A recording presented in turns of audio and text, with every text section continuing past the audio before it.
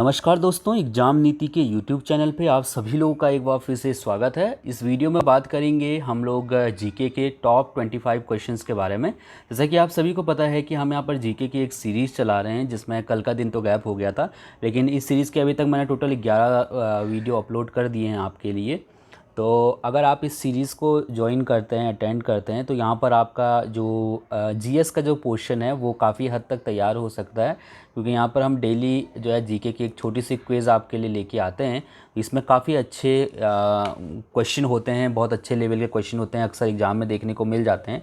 Even इसमें से बहुत से क्वेश्चन तो ऐसे हैं जो लोअर पीसीएस वगैरह में पूछे जा रहे हैं। तो आप ध्यान से देखिएगा इस पूरे वीडियो को, और वीडियो के लास्ट में आप मुझे कमेंट करके बताइएगा कि इन 25 क्वेश्चन में से आपने कितने का आंसर सही दिया है। टोटल अपना जो ओवरऑल आपको जो मार्क्स मिले होंगे वो मुझे ज़रूर बताइएगा।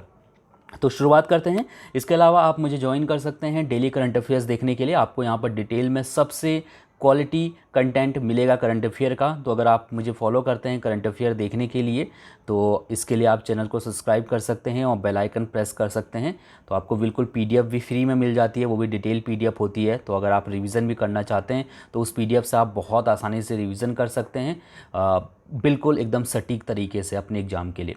तो पहले क्वेश्चन के साथ शुरुआत करेंगे। हमारा आज का पहला क्वेश्चन है कि कंप्यूटर वायरस का क्या मतलब है। कंप्यूटर वायरस क्या चीज़ होता है, ये हमें यहाँ से बताना है। अगर आप चाहें तो अपना जो ऑप्शन है वो सिलेक्ट करके ABCD कमेंट में लिख सकते हैं, और अगर नहीं चाहते हैं तो आप लास्ट में 25 में से कितने क्वेश्चन आंसर आपने सही किए हैं या कितने नंबर आपको मिले, ये कमेंट कर दीजिएगा। दोनों में से कुछ भी कर सकते हैं आप, ठीक है। तो कंप्यूटर वायरस क्या है? तो कंप्यूटर वायरस जो है एक तरीके का क्या है, ये विद्वेषपूर्ण कार्यक्रम है। तो सी वाला यहाँ पर से बिल्कुल सही है, ठीक है। एक ऐसा प्रोग्राम है जो कि मतलब डिफेक्टिव होता है।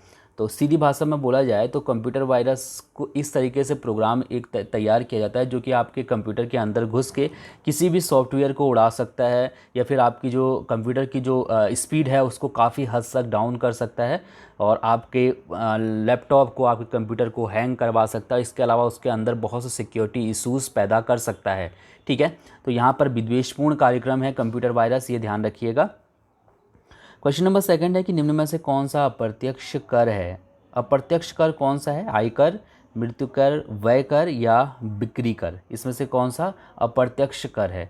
तो अप्रत्यक्ष कर वो कर होता है जो सीधे सीधे किसी व्यक्ति से नहीं लिया जाता, बल्कि इनडायरेक्टली लिया जाता है, ठीक है। तो यहाँ पर से जो सही आंसर हो जाएगा हमारा कि आप यहाँ पर पूछा है कि अप्रत्यक्ष कर जो है कौन सा है।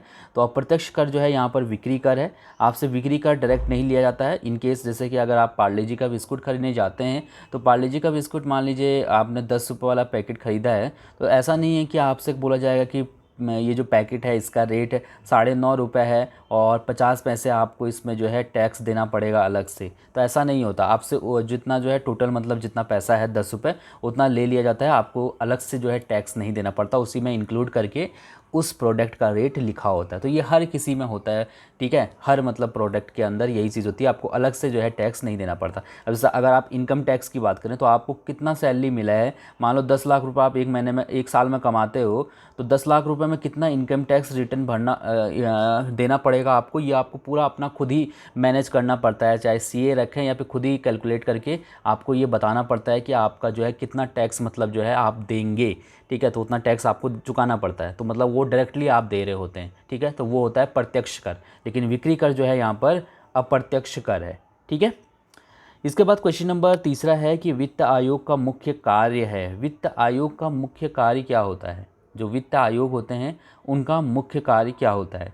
तो वित्त आयोग के जो वित्त आयोग जो होता है उसका मेन काम होता है केंद्र सरकार और राज्य सरकारों के बीच करों का बंटवारा करना। कौन सा टैक्स कौन सा संस्थान लेगा, यानी कि केंद्र सरकार लेगा या फिर राज्य सरकार लेगा, ये तय करने का काम करता है वित्त आयोग। ओके, सो ये चीज़ आप यहाँ से ध्यान रख सकते हैं। वित्त आयोग के बारे में ये चीज़ ज़रूर याद रखिएगा, ठीक है।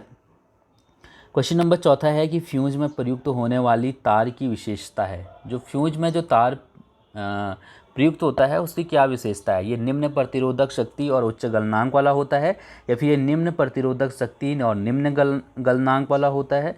सी वाला है कि ये उच्च प्रतिरोधक शक्ति और निम्न गलनांक वाला होता है, और डी वाला है कि ये उच्च प्रतिरोधक शक्ति और उच्च गलनांक वाला होता है।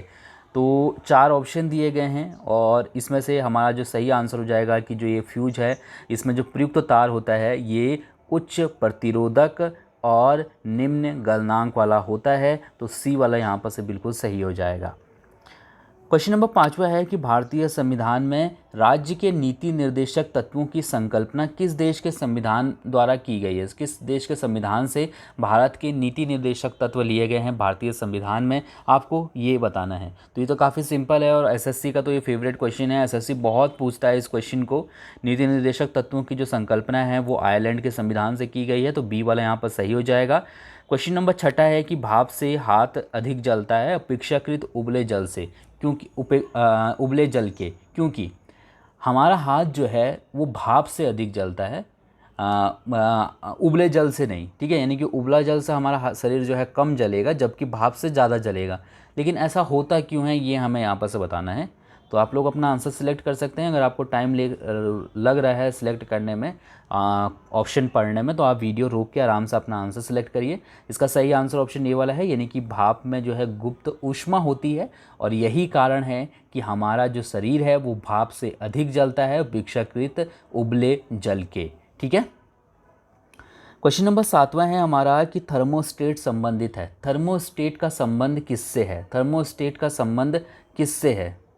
तो थर्मोस्टेट का उपयोग किया जाता है तापक्रम को स्थिर बनाने में। तो ऑप्शन बी वाला यहाँ पर से बिल्कुल सही है। थर्मोस्टेट ही जो है तापक्रम को स्थिर बनाए रखता है, ठीक है। इसके बाद क्वेश्चन नंबर 8वां है हमारा कि पीतल मिश्रण है। पीतल किस चीज़ का मिश्रण है ये हमें यहाँ से बताना है कि पीतल किस चीज़ का मिश्रण है। सो पीतल मिश्रण है जस्ते का और तांबे का। तो ऑप्शन डी वाला यहाँ पर से बिल्कुल सही हो जाएगा, ठीक है। एक मिश्र धातु है पीतल जो कि जस्ते और तांबे से मिलकर बनाई जाती है। क्वेश्चन नंबर 9 वाला है हमारा कि निम्न में से किस में कार्बन मिलता है। इसमें से कौन सी चीज़ है जिसमें कार्बन मिलता है? कार्बन किस में पाया जाता है ये हमें बताना है। तो उसका सही आंसर ऑप्शन ए वाला है, यानी कि लिग्नाइट में जो है कार्बन पाया जाता है। 45 से 55% तक जो है लिग्नाइट के अंदर कार्बन की मात्रा इतनी होती है, ठीक है। 45 से 55% तक। क्वेश्चन नंबर 10वां है कि वायुमंडल में सबसे अधिक गैस का प्रतिशत है। वायुमंडल में कौन सी गैस सबसे अधिक मात्रा में पाई जाती है? ये तो काफ़ी सिंपल है, कार्बन, नाइट्रोजन, ऑक्सीजन या हाइड्रोजन। तो सबसे ज़्यादा जो गैस है वायुमंडल में वो है नाइट्रोजन। करीब 78% जो है नाइट्रोजन वायुमंडल में पाई जाती है, जबकि 21% ऑक्सीजन होती है। क्वेश्चन नंबर 11वां है कि जल में आसानी से घुलनशील है। इसमें से कौन सा है पदार्थ है जो कि जल में बहुत आसानी से घुल जाता है? तो जल में आसानी से घुलनशील है अमोनिया, ठीक है। अमोनिया जो है ये जल में बहुत आसानी से घुल जाता है। तो ऑप्शन सी वाला यहाँ पर से बिल्कुल सही हो जाएगा। क्वेश्चन नंबर 12वां है कि जुरासिक पार्क स्थित है। जुरासिक पार्क जो है ये क्या चीज़ है? जुरासिक पार्क यूएसए का एक खूबसूरत पार्क है, एक उपन्यास है, एक उच्च तकनीकी फिल्म है या एक परमाणु ऊर्जा केंद्र है?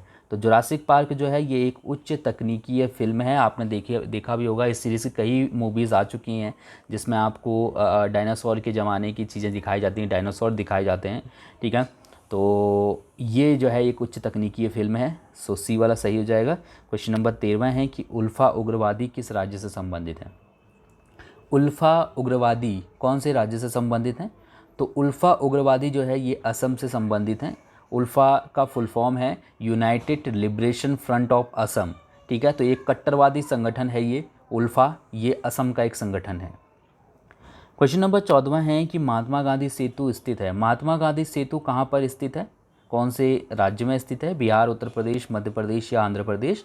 तो महात्मा गांधी सेतु जो है ये बिहार में स्थित है। बिहार के पटना में गंगा नदी पर बना है महात्मा गांधी सेतु। तो ऑप्शन ए वाला यहाँ पर सही हो जाएगा।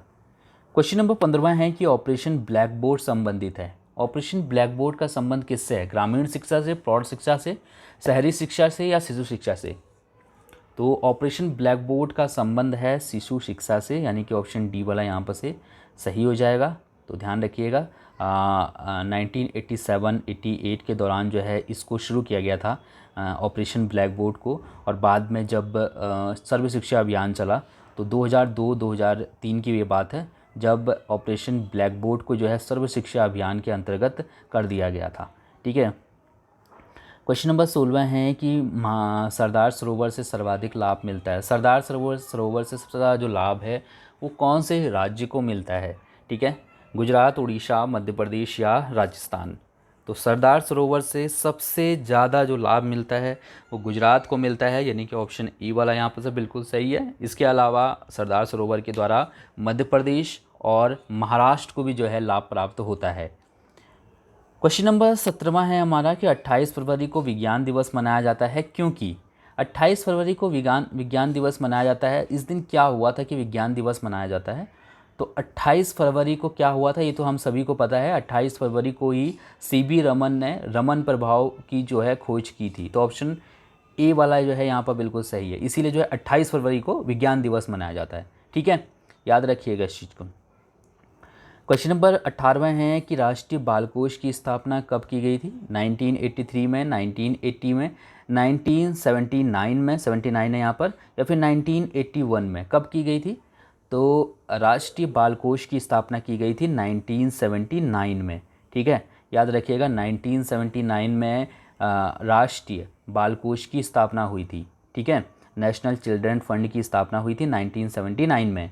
क्वेश्चन नंबर 19वां है कि मालगुडी डेज के रचनाकार कौन है? मालगुडी डेज के रचनाकार, मालगुडी डेज पर जो है एक टीवी सीरियल भी बना था, काफ़ी लंबे प्रोग्राम, मतलब काफ़ी लंबे जो है चले थे। जैसे अभी तारक मेहता का उल्टा चश्मा चलता ना, वैसे ही जो है किसी टाइम पे मालगुडी डेज की भी जो है अपनी एक कह सकते हो कि धमक थी डीडी नेशनल पे। ठीक है, तो मालगुडी डेज के जो राइटर हैं वो हैं आर के नारायण, यानी कि ऑप्शन ई वाला यहाँ पर से बिल्कुल सही है। ठीक है, तो याद रखिएगा अगर आपसे पूछा जाता है तो आपको ध्यान होना चाहिए, और बी वाला यहाँ पर सही हो जाएगा। क्वेश्चन नंबर 20वां है कि निम्न में से कौन सही है? इनमें से कौन इसमें से सही है? हरिप्रसाद चौरसिया बांसुरी वादक हैं, बिस्मिल्लाह खां तबला वादक हैं, अल्लाह रखा सरोद वादक हैं, और जाकिर हुसैन बीणा वादक हैं। तो इसमें से एक एक करके मिलाते हैं। अगर हम सबसे नीचे से शुरू करते हैं, जाकिर हुसैन की अगर हम बात करते हैं तो जाकिर हुसैन जो है वो बीणा वादक नहीं है, ये तबला वादक है। अल्लाह रखा जो है ये सरोद वादक नहीं है, ये भी आपके तबला वादक हैं। और बिस्मिल्लाह खां की अगर हम बात करते हैं कि बिस्मिल्लाह खां क्या है, तो बिस्मिल्लाह खां जो है आप सभी लोग जानते होंगे कि ये बहुत फेमस सेनाई वादक थे। इसके अलावा अगर हम हरिप्रसाद चौरसिया की बात करते हैं तो ये बांसुरी वादक हैं। तो यहाँ पर एक ही सही होगा, ये वाला। ठीक है, हरिप्रसाद चौरसिया जो है वो बांसुरी वादक है। क्वेश्चन नंबर 21वां है कि हेलसिंकी राजधानी है। हेलसिंकी कहाँ की राजधानी है? तो हेलसिंकी राजधानी है डेनमार्क की। मैं आपको डेली करंट अफेयर पढ़ाता हूँ तो उसमें मैं अक्सर राजधानी वगैरह आपको बताता हूँ। तो अगर आप डेली फॉलो करते हैं करंट अफेयर तो उससे आपका बहुत सा स्टैटिक्स जीके और भी कई चीज़ें जो है तैयार हो जाती हैं करंट अफेयर के साथ साथ। तो आप ज़रूर देखा करें डेली करंट अफेयर, वहाँ पर बहुत से अलग से जो पॉइंट हैं वो भी हम डिस्कस करते हैं। तो हेलसिंकी जो है ये डेनमार्क की राजधानी है, ये यहाँ से आपको ध्यान रखना होगा। इसके बाद बात करते हैं क्वेश्चन नंबर 22वें की कि भारी जल एक प्रकार का है। तो भारी जल क्या है? तो भारी जल जो है एक प्रकार का क्या है? मंदक। तो ऑप्शन बी वाला यहाँ पर सही है। क्वेश्चन नंबर 23वां है कि क्रायोजेनिक इंजन का इस्तेमाल होता है, किस में होता है क्रायोजेनिक इंजन का इस्तेमाल? बोइंग में, त्रिव रेल इंजन में, स्पेस शटल में, परमाणु भट्टी में, किस में किया जाता है क्रायोजेनिक इंजन का उपयोग? तो इसका जो सही आंसर है वो है ऑप्शन सी वाला, यानी कि स्पेस शटल में। क्रायोजेनिक इंजन का इस्तेमाल स्पेस शटल में किया जाता है। क्वेश्चन नंबर 24वां है कि सफ़ेद रक्त कण का मुख्य कार्य क्या होता है? ये ऑक्सीजन को धोता है और कार्बन डाइऑक्साइड को ढोता है, रोग प्रतिरोधक क्षमता धारण करने की इसके अंदर क्षमता होती है, या फिर इसमें से कोई नहीं। कौन सा सही हो जाएगा? तो जो सफ़ेद रक्त कणिकाएँ होती हैं इसमें रोग प्रतिरोधक क्षमता का जो है विकास करने की क्षमता होती है। तो ऑप्शन सी वाला यहाँ पर बिल्कुल सही हो जाएगा। दोस्तों अब बात करते हैं इस सीरीज़ के आज का इस वीडियो का लास्ट क्वेश्चन। और अगर आपको वीडियो पसंद आए तो वीडियो को लाइक करिएगा। इस सीरीज़ के और वीडियोस देखने के लिए आप आई बटन पर क्लिक कर सकते हैं, वहाँ पर आपको सभी वीडियोज़ के लिंक मिल जाएंगे। सो क्वेश्चन नंबर 25वां है कि अंतर्राष्ट्रीय न्यायालय में न्यायाधीशों की कार्य अवधि कितनी होती है, कितने वर्ष की होती है? तो जो अंतर्राष्ट्रीय न्यायालय होता है उसमें जो आपका जो न्यायाधीश होते हैं उनका जो कार्यकाल होता है वो होता है 9 साल का। ठीक है, तो ये चीज़ आप याद रख सकते हैं। आप सभी को पता होगा कि जो अंतर्राष्ट्रीय न्यायालय है उसका जो मुख्यालय है वो है द हेग में।